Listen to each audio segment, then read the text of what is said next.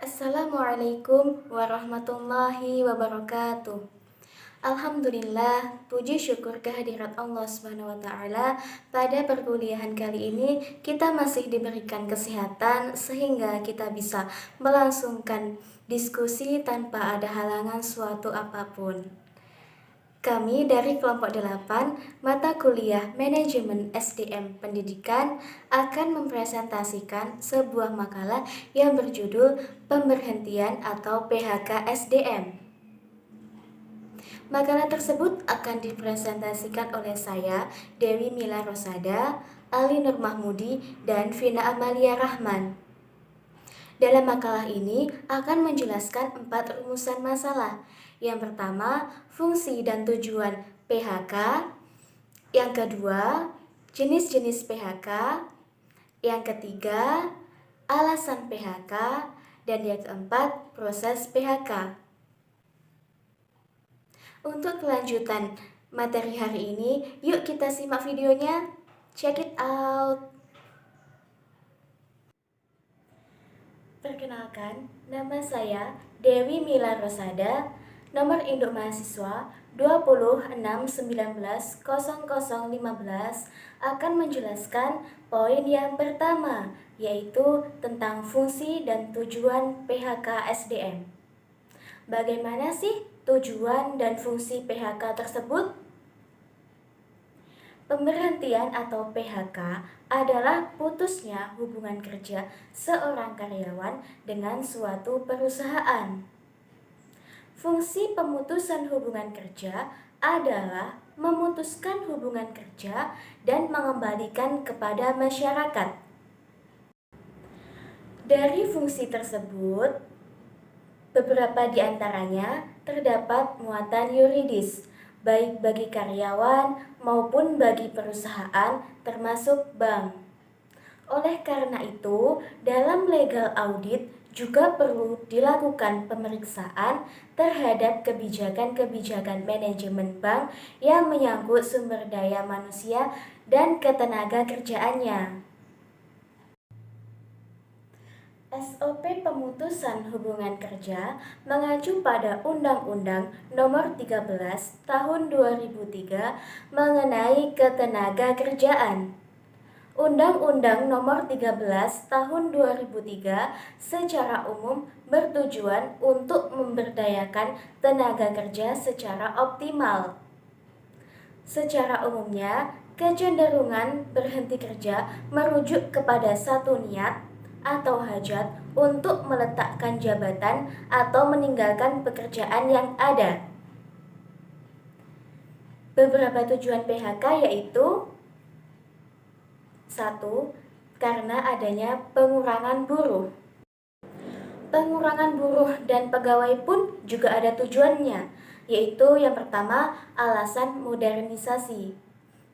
Yang selanjutnya alasan otomatisasi, mekanisme dan rasionalisme, perubahan hasil produksi dan perubahan dalam cara produksi, serta keahlian yang diperlukan, penutupan bagian-bagian, dan lain-lain. Pengurangan buruh juga dapat diakibatkan karena faktor luar, yaitu yang pertama, kesulitan penjualan dan mendapatkan kredit. Yang kedua, tidak adanya pesanan. Dan yang ketiga, tidak adanya bahan baku yang produktif. Baiklah, selanjutnya saya akan menjelaskan materi yang kedua tentang jenis-jenis PHK.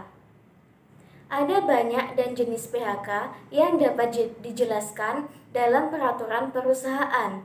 Namun kali ini saya akan menjelaskan tentang 4 jenis PHK. Jenis PHK yang pertama yaitu PHK oleh majikan atau pengusaha. Pemutusan hubungan kerja oleh majikan atau pengusaha adalah yang paling sering terjadi, baik karena kesalahan-kesalahan pihak buruh maupun karena kondisi perusahaan. Jenis PHK yang kedua yaitu PHK oleh pekerja atau buruh. Pihak buruh dapat saja memutuskan hubungan kerjanya dengan persetujuan pihak majikan pada setiap saat yang dikehendakinya.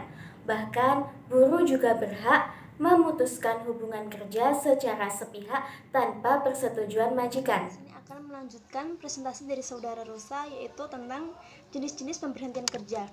Di sini nomor 3 ada PHK demi hukum. Pemutusan hubungan kerja demi hukum adalah pemutusan hubungan kerja yang terjadi dengan sendirinya, sehubungan dengan berakhirnya jangka waktu perjanjian yang dibuat oleh majikan dan buruh. Yang keempat ada PHK oleh pengadilan atau PPHI. Masing-masing pihak dalam perjanjian kerja dapat meminta pengadilan negeri agar hubungan kerja diputus berdasarkan alasan penting. Tiga di sini yaitu alasan pemberhentian kerja. Perusahaan dapat melakukan PHK apabila pekerja melakukan pelanggaran terhadap perjanjian kerja, peraturan perusahaan atau perjanjian kerja bersama atau PKB. Akan tetapi sebelum mem-PHK, perusahaan wajib memberikan surat peringatan 3 kali berturut-turut. Perusahaan juga dapat menentukan sanksi yang layak tergantung jenis pelanggaran, dan untuk pelanggaran tertentu, perusahaan bisa mengeluarkan SP3 atau peringatan secara langsung atau langsung memecat.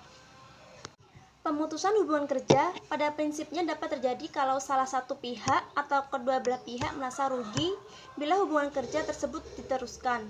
Dengan demikian, pemutusan hubungan kerja dapat terjadi karena keinginan karyawan, keinginan perusahaan, atau keinginan kedua belah pihak. Sebenarnya, pemutusan hubungan kerja itu sendiri dapat menimbulkan kerugian. Namun, karena kerugian yang ditimbulkan akibat mempertahankan hubungan kerja dianggap lebih besar dibandingkan dengan kerugian akibat memutuskan hubungan kerja atau pemutusan hubungan kerja dilaksanakan. RS menolak ada 3 penyebab yang mengakibatkan timbulnya pemberhentian personal dari hubungan kerja, yakni yang pertama karena keinginan perusahaan, yang kedua ada keinginan karyawan, dan yang ketiga adalah sebab-sebab lain. RS menolak ada 3 penyebab yang mengakibatkan timbulnya pemberhentian personal dari hubungan kerja, yakni yang pertama karena keinginan perusahaan, yang kedua ada keinginan karyawan, dan yang ketiga adalah sebab-sebab lain.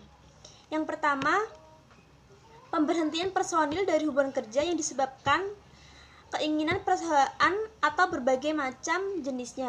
Antara lain yang pertama ada tidak cakap dalam masa percobaan, yang kedua ada alasan mendesak, yang ketiga ada kemangkiran dan ketidakcakapan, yang keempat ada penahanan karyawan, yang kelima ada sakit yang berkepanjangan, yang keenam ada usia lanjut, yang ketujuh ada penutup badan usaha atau pengurangan tenaga kerja.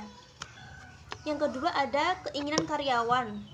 Ada pula pemberhentian hubungan kerja karena keinginan karyawan sendiri dengan berbagai alasan sebagai berikut. Yang pertama, ketidaktepatan pemberian tugas. Yang kedua, alasan mendesak. Yang ketiga, ada sebab-sebab lainnya. Faktor terbesar yang menyebabkan karyawan keluar dari perusahaan adalah karena karyawan tidak mendapatkan peluang untuk dipromosikan atau naik jabatan. Kemudian faktor kedua terbesar yaitu kurangnya pengakuan atau penghargaan yang diberikan perusahaan terhadap para karyawan dan adanya ketidakpuasan karyawan terhadap manajemen perusahaan.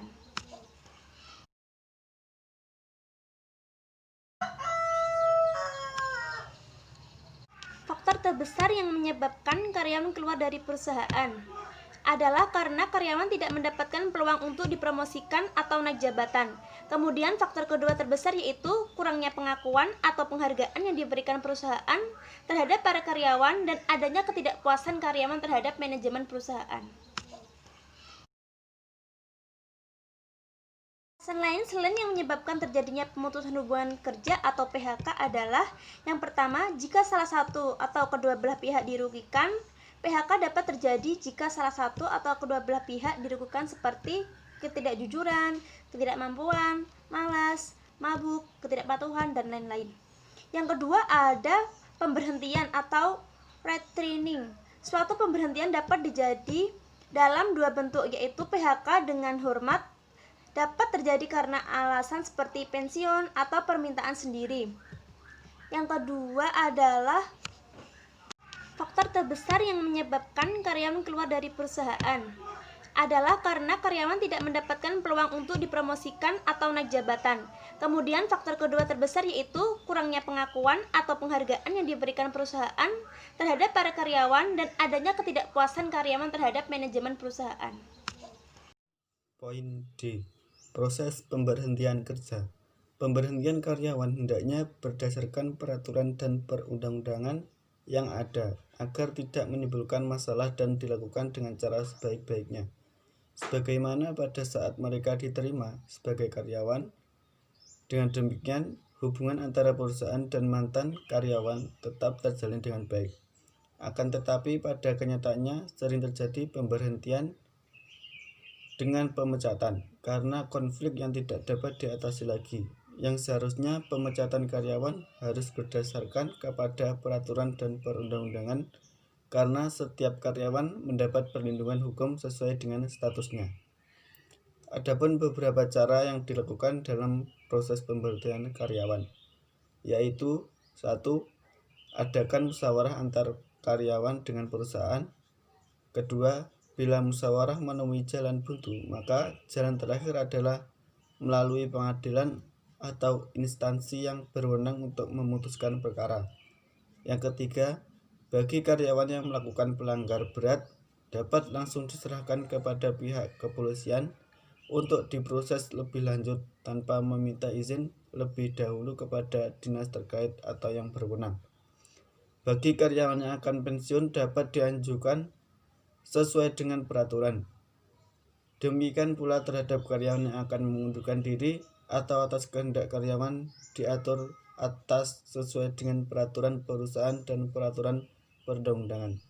Sekian, wassalamualaikum warahmatullahi wabarakatuh.